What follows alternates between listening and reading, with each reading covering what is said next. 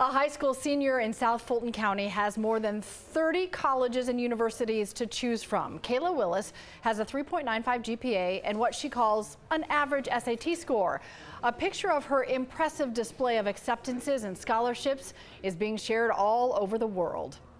Everybody is really supportive of each other. Inside Westlake High School, there are seniors busy making college plans. It's like, oh, I'm about to graduate, I'm about to become an adult. And the senior hall is where plans are on display.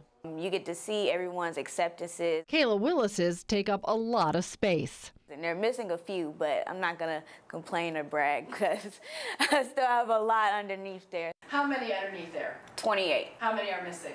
3. She had a picture of all those schools and scholarships, but wasn't sure if she should share. She asked her dad. He was like, you need to show the world how great you are, to show that someone like me can actually get into these schools and be able to have options for ourselves. I post it, turn off my phone, clock into work, and I just keep hearing it bing, bing, bing, bing, bing, bing, bing. And I'm like, what is going on? Am I going viral right now? 146,000 likes. People were responding in a different language.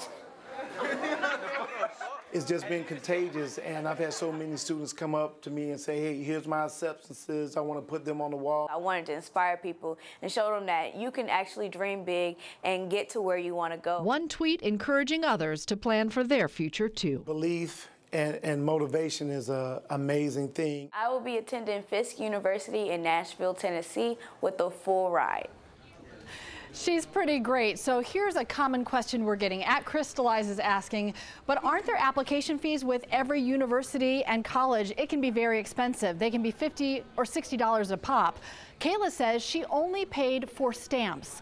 She just asked schools to waive the fee, and they did. So that's a great tip for you. So is the fact that schools told her they are looking for a well-rounded student, and that helped compensate for a lower SAT score.